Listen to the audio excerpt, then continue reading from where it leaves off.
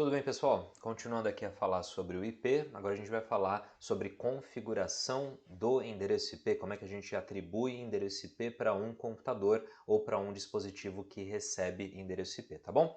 Existem basicamente duas formas de você configurar um endereço IP, de você atribuir um endereço IP para um computador. Um deles é a forma estática, IP estático, e o outro é o IP dinâmico, tá? Vamos ver primeiro o IP estático.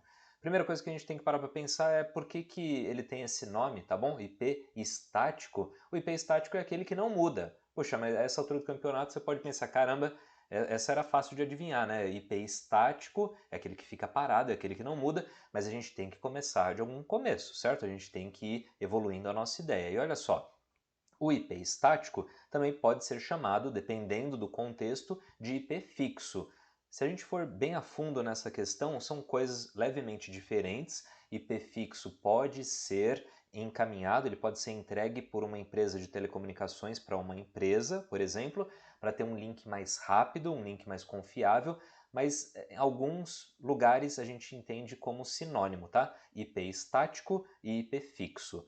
Na prática mesmo, não é exatamente a mesma coisa, mas é muito comum assim, no dia a dia a gente ouvir IP estático ou IP fixo, tá bom? Geralmente, porque há exceções, geralmente o IP estático é atribuído por uma pessoa, por alguém, tá? Que pode ser um administrador de rede, pode ser um funcionário da empresa, pode ser alguém que de fato, uma pessoa, vai lá no computador e muda na mão esse registro, esse IP lá na configuração do Windows, tá?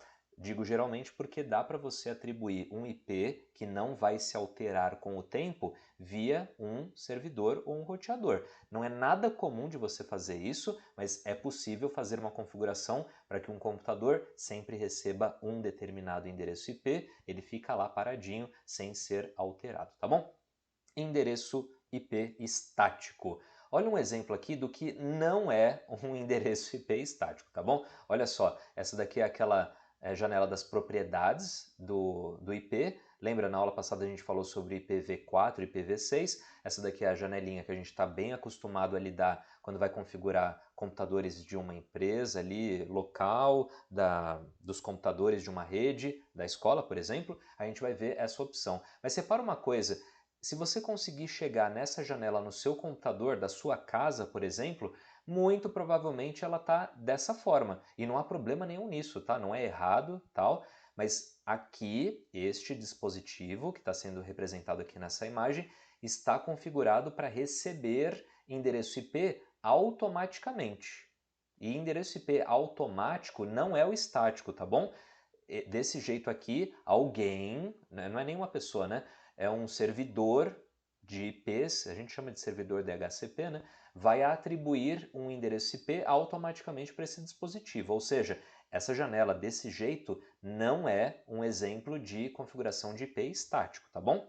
Essa daqui é. Então, você repara aqui que tem dados preenchidos manualmente, uma pessoa que teve que clicar nessa opção aqui, usar o seguinte endereço IP, atribuiu na mão aqui, ó, os 4 octetos do meu endereço IP, colocou a máscara de subrede, que vai ser um assunto mais quase para o final do semestre. O gateway é como se fosse a rota de saída dessa rede para uma outra, geralmente o endereço gateway é o do seu roteador, tá bom? Roteador sem fio, talvez, ou com fio.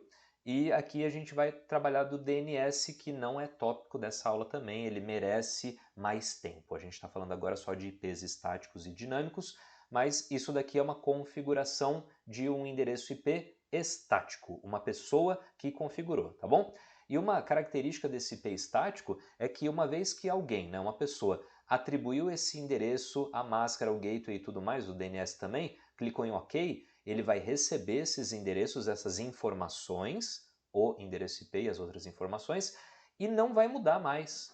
Só vai mudar se por um acaso alguém entrar de novo nessa janela e ou colocar em obter um endereço IP automaticamente, ou mudar na mão depois, tá bom? Enquanto alguém não chegar aqui nessa janela e fazer essa modificação, o endereço IP vai se manter igual, pode ser por anos, tá bom? É uma forma de atribuir um endereço IP. Em alguns casos pode ser mais conveniente fazer isso. A gente vai ver para quando que vale a pena, quando não vale, no final dessa aula, desse vídeo, tá bom? Então, isso foi o IP estático. Eu vou atribuindo na mão aqui essa informação, endereço IP, posso colocar também as outras, manualmente em cada dispositivo que aceita, que recebe endereço IP. Por exemplo, notebooks, geralmente o notebook Wi-Fi não usa IP estático, tá? Mas se for os computadores lá da nossa escola, funcionam assim, pode ser em alguma empresa, pode ser por exemplo, na sua casa você vai receber alguns amigos para jogar via rede local, tipo CS ou o que for. Vocês podem atribuir IP estático para ficar muito fácil e rápido de alterar se precisar, para todo mundo saber quem é o servidor e assim por diante, para ter certeza que está todo mundo na mesma rede, a não ser que você use o seu roteador sem fio, mas aí vai ficar mais fácil, tá? IP dinâmico agora. Por que tem esse nome IP dinâmico? Quem é esse IP? É aquele que é alterado com alguma frequência. Por isso que tem esse nome dinâmico. Existe esse dinamismo porque não é aquela lógica do IP estático de que alguém colocou um endereço hoje e vai ficar lá por meses ou até anos, tá bom? O IP dinâmico geralmente pode ser alterado com frequência. Qual é a frequência? O administrador de rede que decide isso. Se ele não configurar, já existe uma pré-configuração, mas pode ser a frequência de alteração na casa dos minutos, de horas ou de dias, tá bom? Existe uma frequência, uma periodicidade, vai mudando de tempos em tempos, e por quê? Para renovar os IPs mesmo, para ficar um pouco mais difícil de sofrer um ataque sempre no mesmo local, tá bom? Quem é que muda esse IP dinâmico? Ou seja, quem é o responsável por atribuir IPs dinâmicos na minha rede? Um servidor DHCP, tá bom? Servidor DHCP vai fazer isso. E esse servidor DHCP pode ser de fato uma máquina servidora, um computador daqueles um pouco mais poderosos, que tenha um sistema operacional de servidor, ou Linux ou o Windows Server, por exemplo, e você habilitou e configurou essa máquina para servir IPs para os computadores, tá bom? Esse computador, esse servidor, vai atribuir IPs para os computadores se o computador tiver configurado para receber IPs automaticamente. Quem também faz isso, ou seja, quem tem esse poder de atribuir endereços IP automaticamente para alguns destinos, para alguns clientes, é o seu roteador. De fato, o seu roteador Wi-Fi na sua casa ou na escola faz isso. Você repara o seguinte, você não configurou endereço IP no seu celular, concorda? Eu acho muito difícil você ter feito isso. Você tirou ele da caixa ou então está usando ele numa boa, você vai lá para a escola, entrando na rede, colocando a senha, você está navegando. E você lembra, na aula passada a gente falou isso, que todo dispositivo para entrar numa rede precisa de um IP. E você não colocou o IP, quem é que pôs? O roteador Wi-Fi. Mesma coisa na sua casa, mesma coisa é no mercado que tem a Wi-Fi, mesma coisa é numa biblioteca que você for, você define qual é a rede que você quer entrar, se ela tem ou não senha, espero que ela tenha para ter outros recursos de segurança. Você colocou lá o nome, a senha, você está navegando, né? E você não colocou IP. Quem é que colocou? O roteador te entregou um IP válido de forma dinâmica, de forma automática, tá bom? Esse é um recurso bem interessante. Quem é que faz isso? O protocolo DHCP, né? Então, o servidor ou o roteador implementa esse protocolo DHCP que serve para atribuir endereços IP de forma dinâmica, de forma automática. Você pode configurar muitas opções desse DHCP. A gente vai ter uma aula só sobre DHCP, explicando um pouco mais, explicando possibilidades desse DHCP e tudo mais. Agora a gente só está falando sobre as configurações IP, que podem ser estáticas ou dinâmicas. Esse dinâmico é feito através do protocolo via roteador, geralmente é nosso roteador Wi-Fi, ou um servidor que tenha sistema operacional de servidor e o serviço DHCP habilitado. Bom, sobre vantagens aqui, a gente pode falar do estático, que existe um controle muito grande em relação a qual IP foi atribuído para qual dispositivo. Por exemplo, lá na escola, imagina que a gente tem alguns laboratórios, cada laboratório tem mais de 20 computadores. Se o IP foi atribuído de forma estática naqueles laboratórios, eu consigo por uma planilha, né, eu anoto, faço algumas anotações, e eu consigo saber num clique, basicamente, olha, o computador 7 do laboratório 2 tem o IP tal, tal, tal e tal. Por quê? Porque se eu atribuir aquilo e ninguém modificou, claro, né?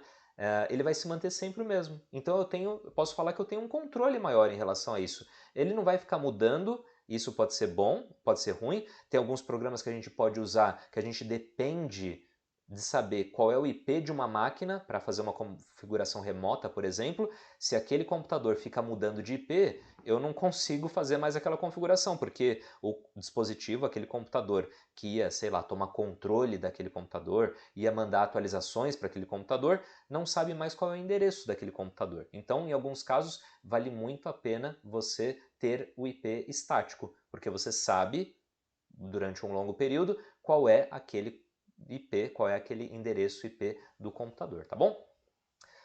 Eu diria que é uma boa opção para redes pequenas. Imagina que você quer fazer pega um switchzinho qualquer, liga vários computadores cabeados nesse switch para jogar em LAN. Se você coloca lá um IP estático, praticamente qualquer, que você não precisa navegar na internet, então pode ser qualquer um, mais ou menos, né?